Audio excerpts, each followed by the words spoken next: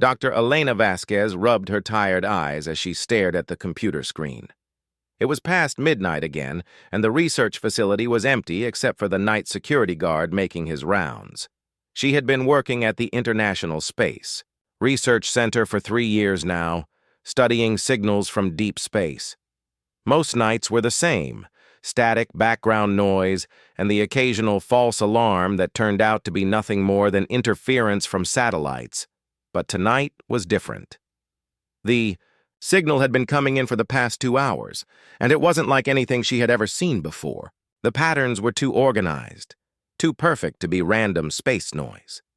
Elena leaned forward in her chair, her heart beating faster as she ran the data through her computer programs. "This can't be right," she whispered to herself, adjusting her glasses and looking at the screen again. The numbers were forming sequences, mathematical patterns that any intelligent species would recognize. Prime numbers, the Fibonacci sequence, and then something more complex. Something that showed whoever was sending this signal understood advanced mathematics and wanted to communicate.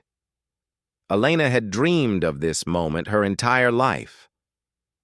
Ever since she was a little girl looking up at the stars, she wondered if someone out there was looking back. Now, at 28 years old, sitting alone in a dimly lit laboratory, she might be the first human to receive proof that we are not alone in the universe. She saved all the data and started working on decoding the more complex parts of the message. Hours passed without her noticing. The cleaning crew came and went. The sun began to rise outside her window, painting the sky in soft orange and pink colors. Then, suddenly, her computer beeped. The decoding program had finished working. Elena's hands shook as she opened the results file. What she saw made her gasp and nearly fall out of her chair. The message was in English. "Greetings to the people of Earth. My name is Princess Zara of the planet you call Kepler 442b. I am reaching out to you in your time of peace, hoping you will listen with open hearts and minds." Elena read the message 3 times before she could believe it was real.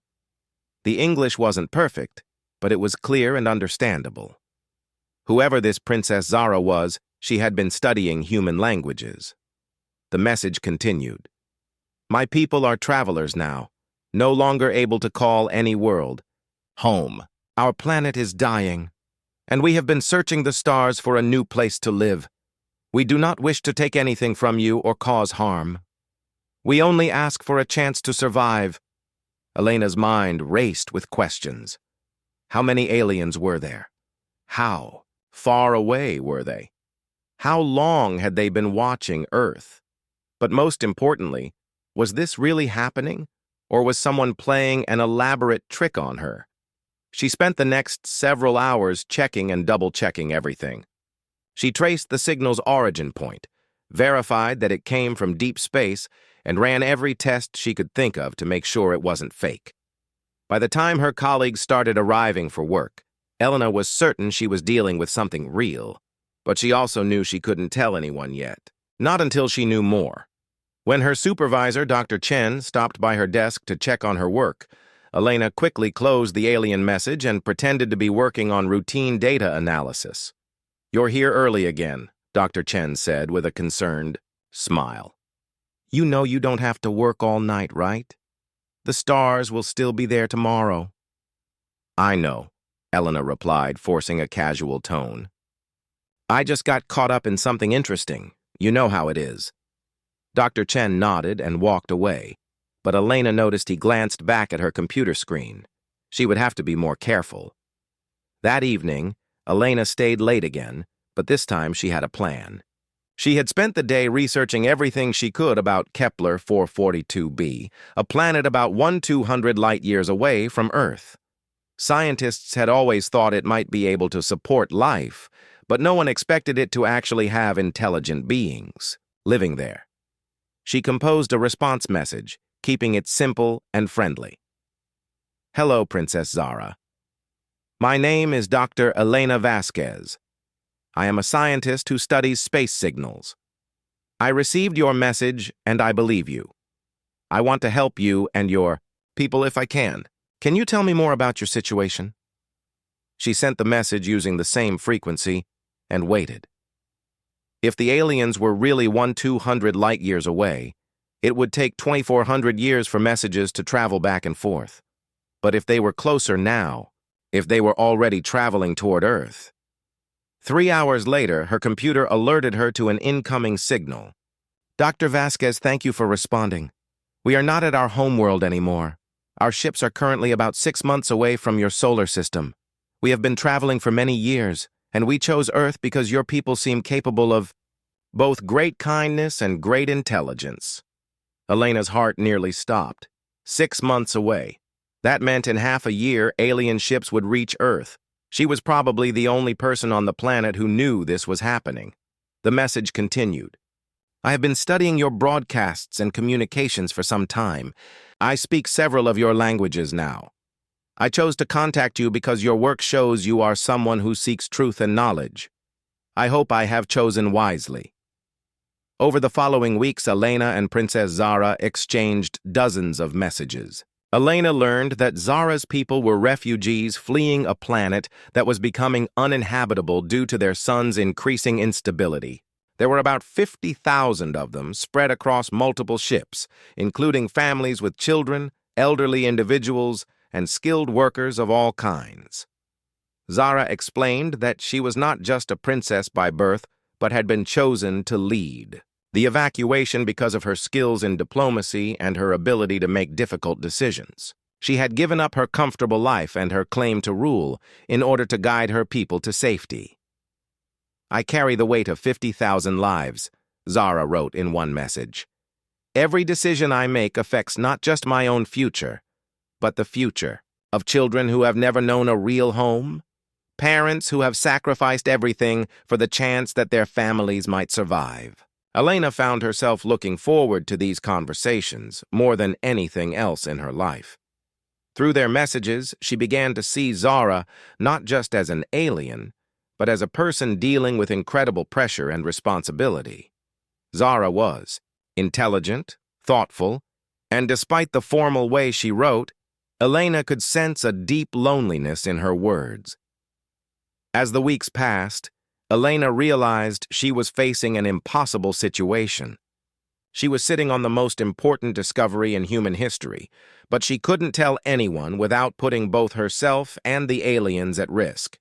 She had seen enough movies and read enough history to know that first contact with aliens could go very badly if the wrong people got involved, but she also knew she couldn't keep this secret forever.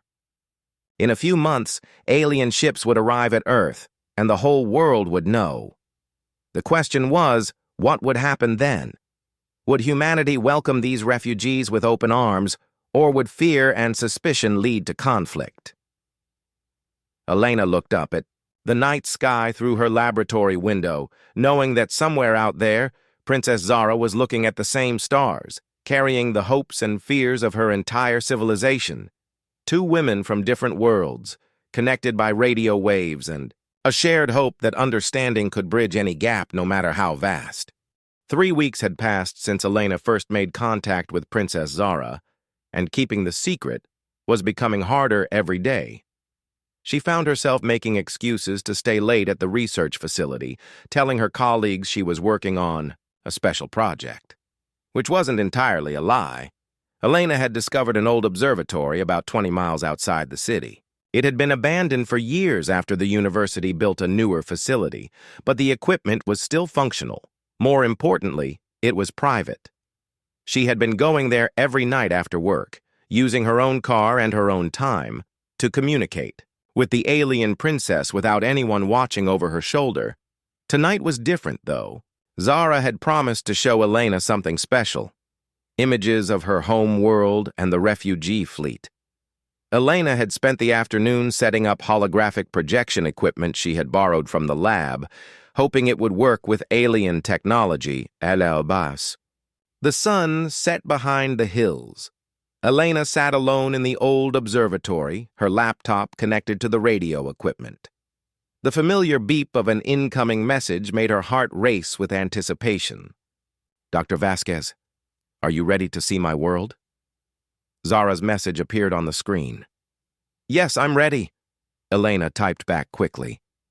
What happened next took Elena's breath away. The air in front of her began to shimmer, and suddenly a three-dimensional image appeared, floating in the space between her and the radio equipment. It was a planet, beautiful and blue-green like Earth, but with two moons hanging in an orange sky. This was Kepler 442b.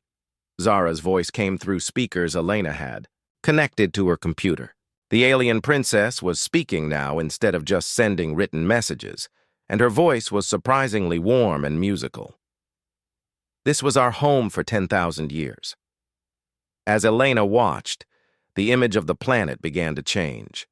The blue-green. Colors faded to brown and yellow. The two moons seemed to move closer to the planet's surface. Our sun began to expand 5 years ago, Zara continued, and Elena could hear sadness in her voice.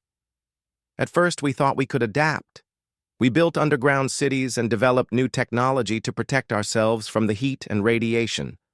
But it wasn't enough. The holographic planet now looked dead and lifeless. Elena felt tears forming in her eyes as she watched an entire world die before her.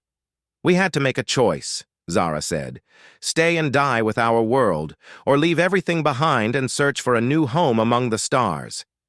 The image changed again, showing Elena something that made her gasp. Massive ships, each one the size of a small city, floating in the darkness of space. There were dozens of them, all connected by glowing bridges of light. 50,000 of my people live in these ships. Now, Zara explained.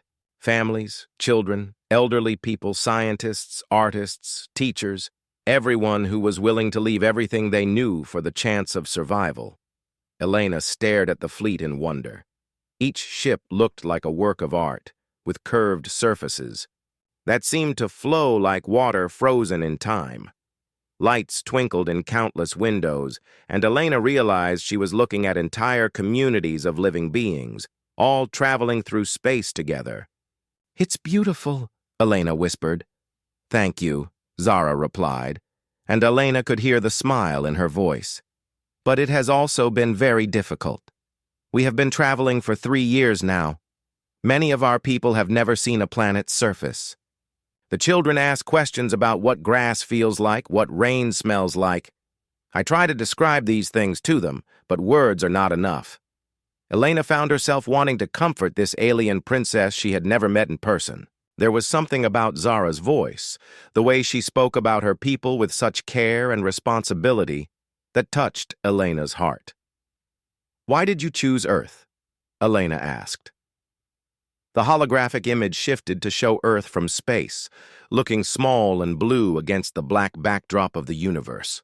"We studied many worlds," Zara said, "but yours was special. We intercepted your radio broadcasts, your television signals, your music. We saw both the beauty and the struggles of your people.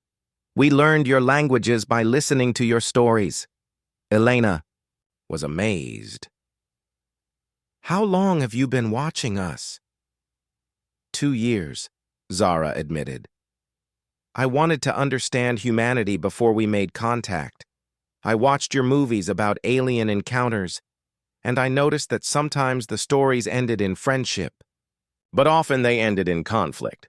I needed to find the right person to speak with first." "And you chose me?" "I chose you because your work shows you search for truth, even when that truth might be difficult to accept. I read your research papers, Dr. Vasquez. You write about the possibility of life beyond Earth with hope, not fear." Elena felt a warm feeling spread through her chest. This alien princess had been studying her work, had chosen her specifically for this historic first contact. It was both thrilling and terrifying. Over the following weeks, their conversations became more personal. Elena learned that Zara had given up her right to the throne in order to lead the evacuation. She could have stayed on their home world in a protected palace while others organized the escape, but she chose to leave with her people instead. "Leadership is not about comfort," Zara explained during one of their nightly talks. "It is about making the hard choices that others cannot make. Sometimes that means giving up your own happiness for the greater good. Elena found herself staying up later and later, talking with Zara about everything from alien technology to human emotions. She learned that Zara's people experienced feelings much like humans did. They loved their families, they missed their home, they worried about the future. But Elena also noticed that Dr. Chen had started asking more questions about her work. He had seen her leaving the facility with equipment, and other colleagues had mentioned that she seemed distracted during meetings. "Elena, is everything all right?" Dr. Chen asked one afternoon, sitting down across from her in the break room. "You seem to be working on something big, but you haven't shared any results with the team lately."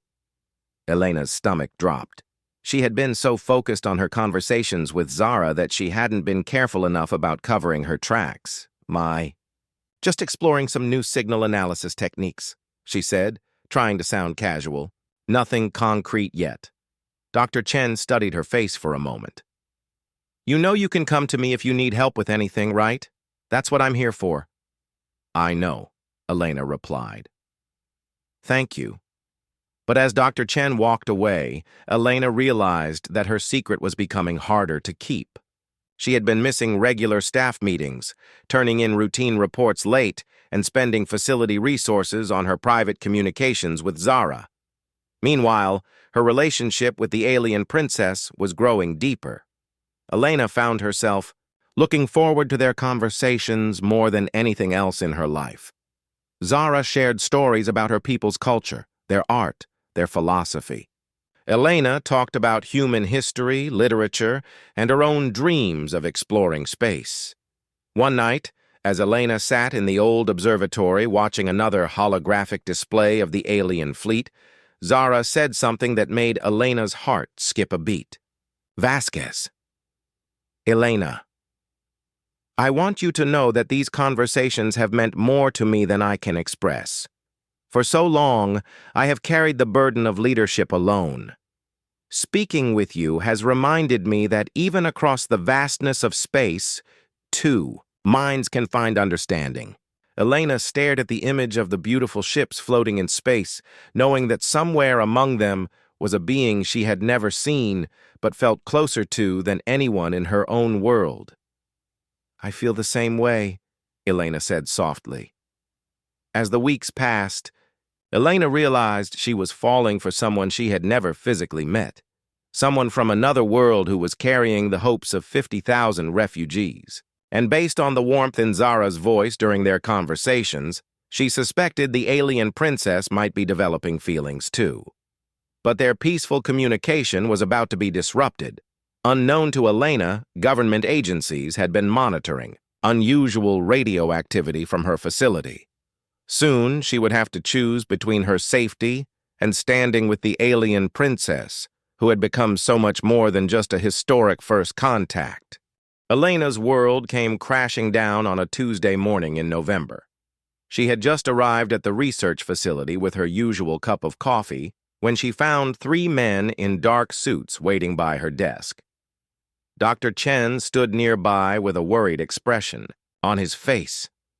"Dr. Vasquez," one of the men said, showing her a badge.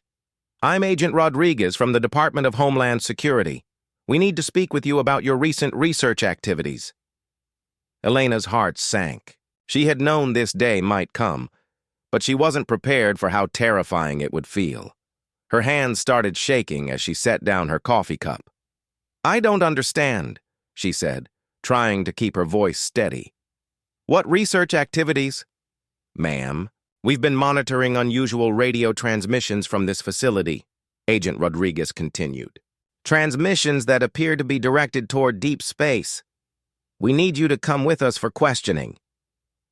Elena looked around the laboratory. Her colleagues were watching from a distance, whispering to each other. Some looked concerned, others looked suspicious. She realized that no matter what happened next, her life at the research facility would never be the same. "Am I under arrest?" she asked. "Not at this time," Agent Rodriguez replied, "but we strongly advise you to cooperate with our investigation." As they escorted Elena from the building, she caught Dr. Chen's eye. He looked disappointed and confused, like he couldn't believe one of his most trusted researchers was involved in something that required government attention. The interrogation room was exactly what Elena expected: plain white walls, a metal table, and uncomfortable chairs. Agent Rodriguez sat across from her with a thick folder full of papers. "Dr. Vasquez, we know you've been sending and receiving messages using government equipment," he began. "We have records of every transmission. What we want to know is who you've been communicating with." Elena had practiced this moment in her mind dozens of times, but now that it was happening, her carefully prepared explanations seemed inadequate. "I've been researching the possibility of extraterrestrial communication," she said. "It's part of my job to analyze signals from space." "This goes far beyond signal analysis," Agent Rodriguez replied, opening the folder. "You've been having regular two-way conversations with an unknown entity. You've been sharing information about Earth, about human culture, about our technology. From where we sit, this looks like either espionage or first contact with a foreign intelligence." Elena's mouth went dry. If they already knew about her conversations with Zara, there was no point in denying it. "It's first contact," she said quietly. Agent Rodriguez leaned back in his chair. "Explain." For the next 3 hours, Elena told them everything. About Princess Zara, about the refugee fleet, about the dying planet and the 50,000 aliens heading toward Earth. The agents listened without interruption, taking notes and occasionally exchanging glances. When she finished, Agent Rodriguez was quiet for a long moment. "Dr. Vasquez, do you understand the potential consequences of what you've been doing?" he finally asked. "If what you're telling us is true, you've made first contact with an alien species without any government oversight or protection protocols." "I understand," Elena replied, "but they're not invaders. They're refugees. They need our help." "That's not your decision to make." Meanwhile, 600 million miles away, Princess Zara was dealing with her own crisis. The alien fleet had reached the outer edges of Earth's solar system, and their arrival had not gone unnoticed. Radio telescopes around the world were detecting. Their ships and governments were scrambling to understand what was happening. Zara stood in the command center of her flagship, watching the blue dot of Earth growing larger on their screens.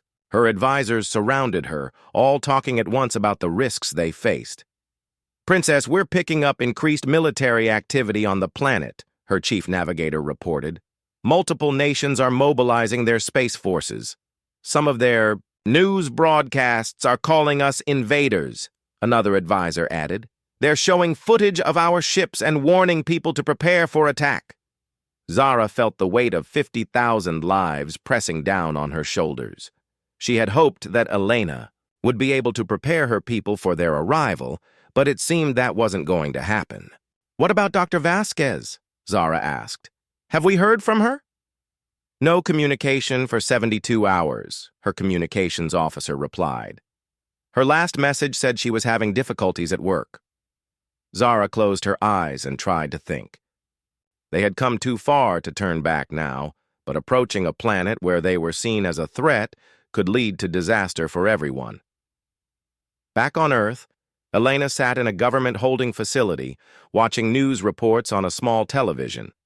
The alien fleet had been spotted by amateur astronomers, and the story was spreading across social media faster than authorities could control it. She watched in horror as news anchors speculated about an alien invasion. Protesters gathered outside government buildings, some demanding that the military shoot down the alien ships, others calling for peaceful contact. The world was dividing into those who saw the aliens as enemies and those who saw them as potential friends. "This is exactly what I was trying to prevent," Elena said to Agent Rodriguez during another interrogation session. "Then help us prevent it," he replied. "Contact your alien friend. Tell her to stay away from Earth until we can figure out how to handle this situation safely." "I can't," Elena said. "You took away my communication equipment. We'll give you supervised access. But, Elena, you need to understand something. There are people in very high positions who want to treat these aliens as a military threat. The only way to prevent that is to show them that peaceful communication is possible. Elena realized she was at the most important crossroads of her life. She could cooperate with the government, help them communicate with Zara, and maybe find a peaceful solution. Or she could refuse to help, knowing that might lead to conflict between humans and the alien refugees.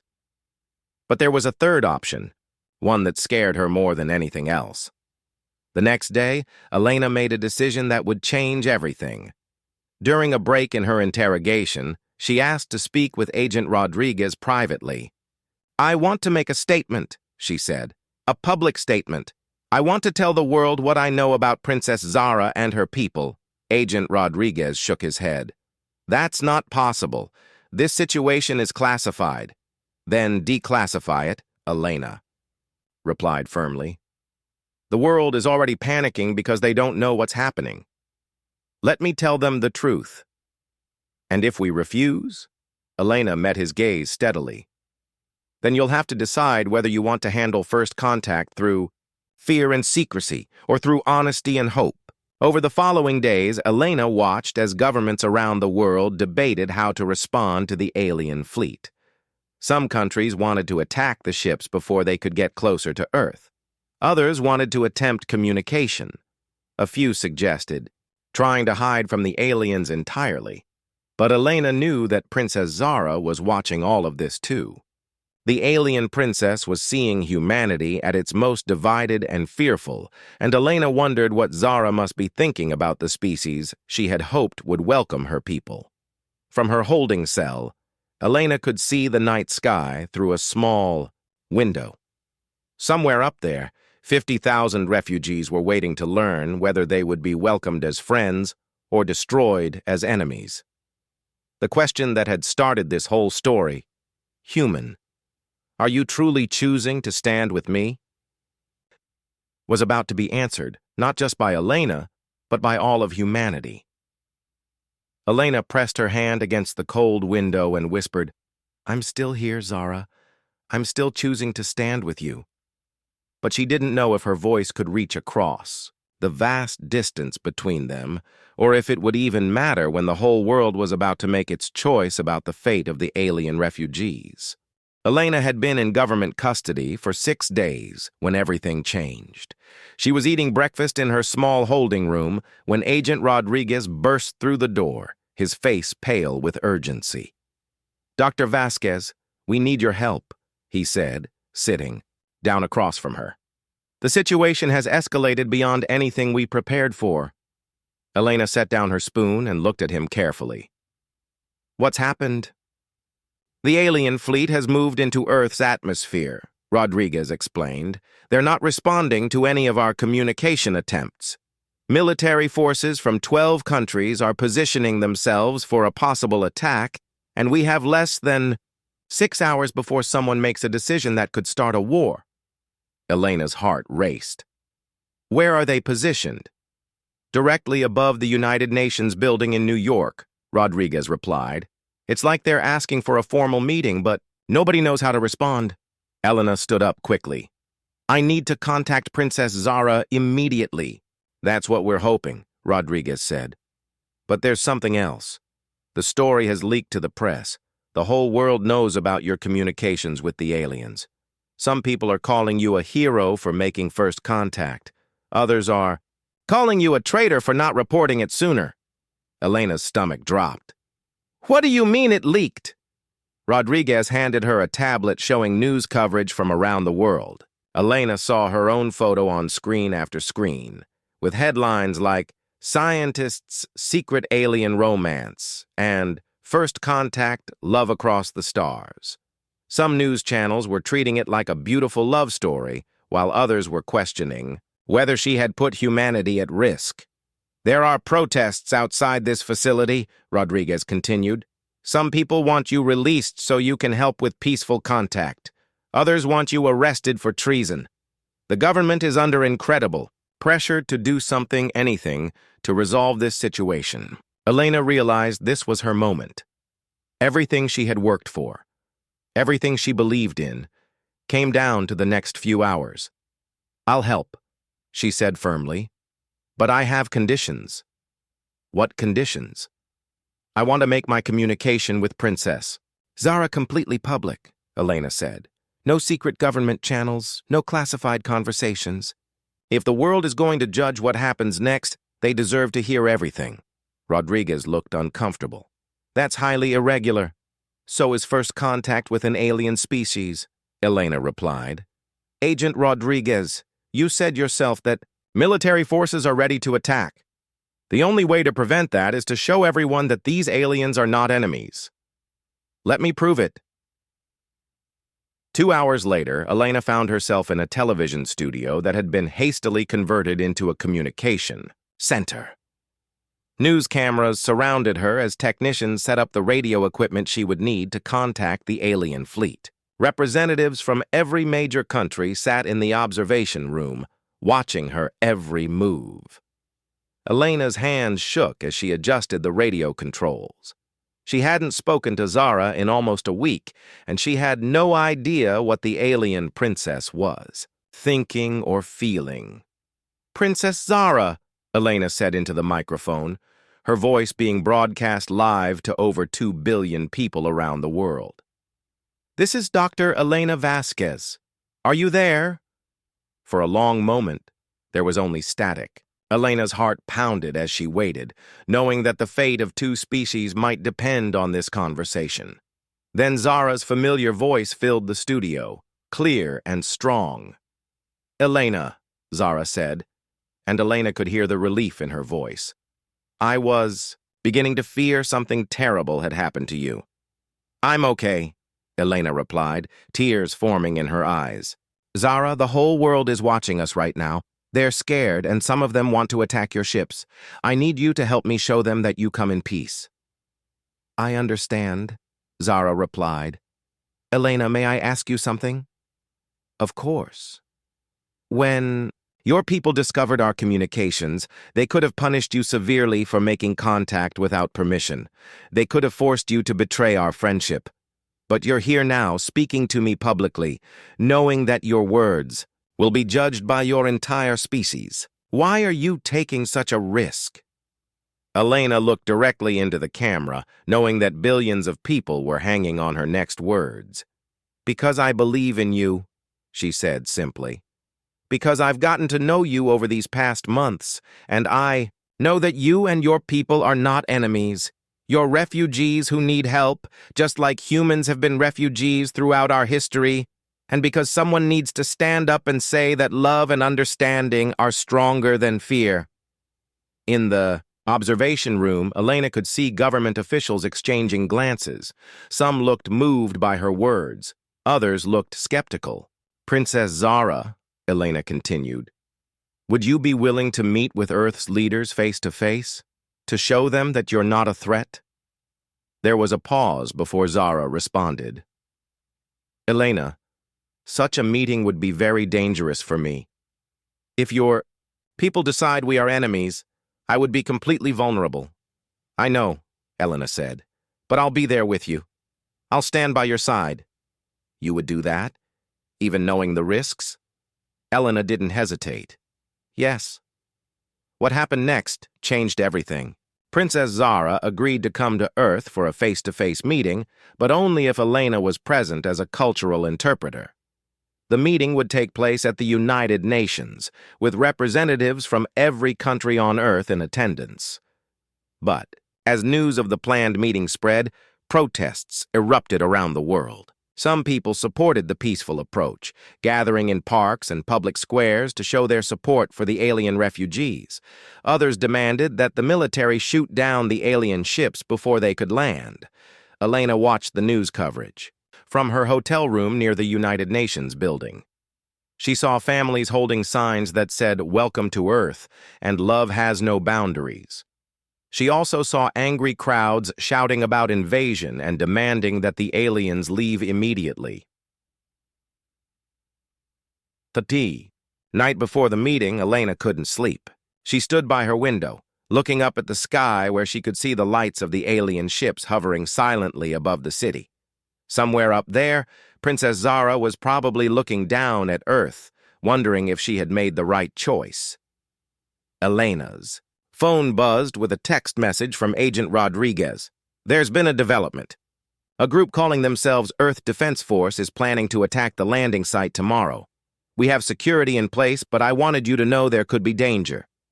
Elena stared at the message for a long moment, then typed back, I understand. I'm still going to be there.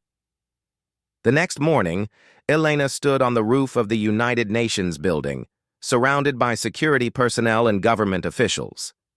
News helicopters circled overhead, broadcasting live to the entire world. In the distance, she could see crowds of both protesters and supporters gathering in the streets. As she waited for Princess Zara's ship to land, Elena thought about the question that had brought them to this moment. Human, are you truly choosing to stand with me? Looking up at the sky where a small silver craft was descending toward the landing pad, Elena knew her answer. Yes, she whispered to herself. I choose to stand with you. The ship touched down gently, and Elena watched as a door opened in its side. Her heart raced as she prepared to meet face-to-face with the alien princess who had become so much more than just a first contact. She had become a friend, a partner in building bridges between worlds, and maybe something even deeper than that.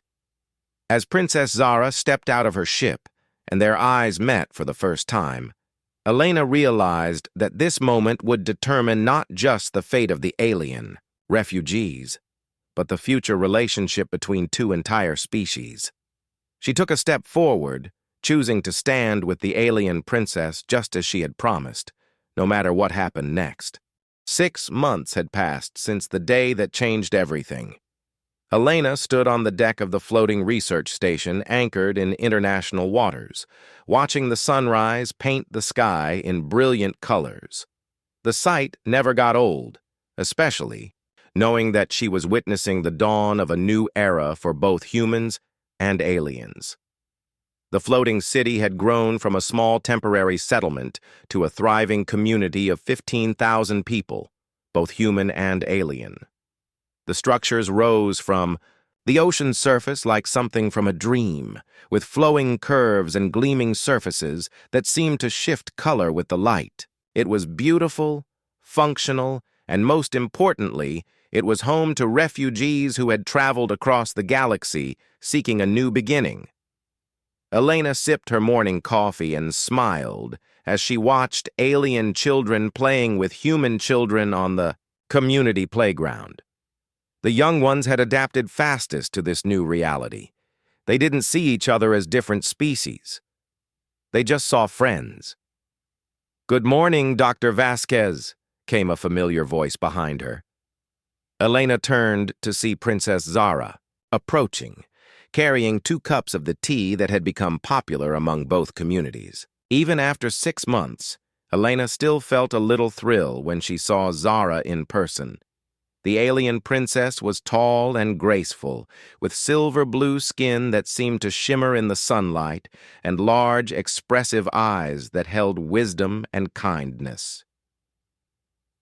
"Good morning, Princess," Elena replied, accepting the cup gratefully. "How did the council meeting go last night?"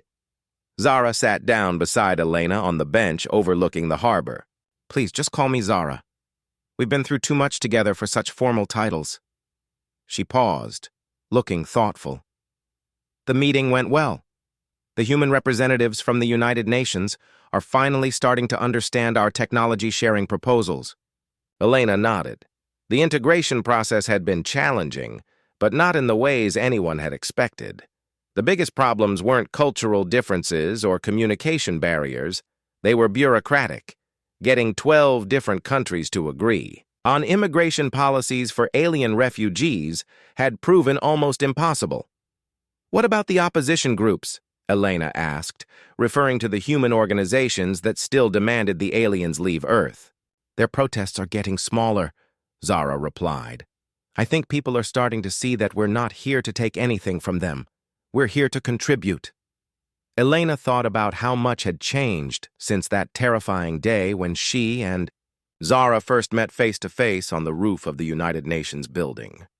The meeting had gone better than anyone dared hope. When the world saw Princess Zara, not as a threatening alien invader, but as a dignified leader trying to save her people, public opinion began to shift. Of course, it hadn't been easy. There had been protests, political debates, and even a few incidents where extremist groups tried to attack the alien settlements. But for every person who opposed the refugees, there seemed to be two more who wanted to help. Elena had become the official director of interspecies cultural exchange, a job that didn't exist 6 months ago but had quickly become one of the most important positions in the world. She spent her days helping humans and aliens understand each other, solving problems that ranged from simple translation issues to complex cultural misunderstandings. "Elena," Zara said quietly, "I have something I need to tell you." Elena looked at her friend with concern. "What is it?" "The main refugee fleet is preparing to leave," Zara said. "They've found another planet, one that's uninhabited but suitable for our people. Most of my people will go there to build a new permanent home." Elena felt her heart sink. She had known this day might come, but she wasn't prepared for how much. The thought of losing Zara hurt. "When?" Elena asked. 3 months, Zara replied. "But Elena, I need you to know that not everyone is leaving." Elena looked at her with surprise. "What do you mean?" Zara smiled, and Elena saw something in her expression that made her pulse quicken. "I mean that some of us have found reasons to stay on Earth. Some of us have discovered that home isn't always a place. Sometimes it's the people you choose to be with." Elena stared at Zara, hardly daring to believe what she was hearing. "Zara, are you saying—" "I'm saying that I've chosen to make Earth my permanent home," Zara said softly. "If you'll have me." Elena felt tears of joy forming in her eyes. Over the past 6 months, her friendship with Zara had deepened into something neither of them had expected. They had worked together, faced danger together, and somewhere along the way, Elena had realized that her feelings for the alien princess had grown into something much deeper than friendship. "Of course I'll have you," Elena said, reaching out to take Zara's hand. "But what about your people? Don't they need their princess?" Zara squeezed Elena's hand gently. "My people need a leader who will help them build their new world. My younger brother has proven himself capable of that task. And as for being a princess—" She paused, looking out over the floating city they had built together. "I've discovered that I'd rather be a bridge builder than a ruler." Elena followed Zara's gaze and saw the community they had created together. Human scientists worked alongside alien engineers to develop new, clean energy technologies. Human teachers learned alien languages, while alien scholars studied human history. Children of both species played together, laughed together, and grew up seeing diversity as natural and beautiful. "We did this," Elena said softly. "We actually did this." "We did," Zara agreed. "But this is just the beginning, Elena. There's so much more we can accomplish together." Elena thought about her journey from a lonely scientist analyzing radio signals to a woman who had helped facilitate the most important event in human history. She had found her purpose, her calling, and her heart's companion all in the same incredible adventure. "What happens now?" Elena asked. "Now we continue building bridges," Zara replied. "Between our species, between our worlds, between what was and what could be. We show the universe that love and understanding can overcome any difference, any distance, any obstacle." Elena smiled, thinking about how far they had come from those first tentative radio messages. "And we do it together." "Together," Zara confirmed. As the sun climbed higher in the sky, Elena and Zara sat side by side, watching their community come to life for another day. Human and alien families emerged from their homes, children ran to school, adults headed to work, and everywhere there was the sound of laughter, conversation, and cooperation. Elena pulled out her tablet and opened the document she had been working on, a proposal for establishing similar interspecies communities around the world. The floating city had been so successful that other countries were asking for help creating their own integration programs. Look at this. Elena showed Zara the proposal. Canada wants to establish a community in Hudson Bay. Australia is interested in creating a research station near the Great Barrier Reef. Even some African nations are talking about desert settlements where your people's technology could help. With water purification. Zara's eyes lit up with excitement. This could work, Elena. We could create a network of communities where our species learn from each other. It's going to take years of work, Elena warned. Maybe decades. There will be setbacks, political challenges, people who oppose what we're doing. I know, Zara replied. But Elena, when you first responded to my message months ago, you took a leap of faith. You chose to trust someone you had never met, from a world you had never seen. That choice changed everything. Elena remembered that night in the observatory, when she first decided to answer an alien princess's call for help. It had seemed impossible then that it would lead to this moment, this life, this love. I'm glad I answered your call, Elena said. I'm glad you stood with me when it mattered. Most, Zara replied. As they prepared to start another day of building their impossible dream into reality, Elena realized that the question that had started their story, "Human, are you truly choosing to stand with me?" had been answered not just once, but every day since. Every day Elena chose to stand with Zara. Every day Zara chose to stand with Elena. And every day their two species chose to stand together, building a future that was brighter than either could have created alone. The alien princess had held back her feelings for as long as she could, but in the end, love had proven stronger than fear. Understanding had triumphed over suspicion, and two hearts from different worlds had found a way to beat in harmony. Their story was just beginning.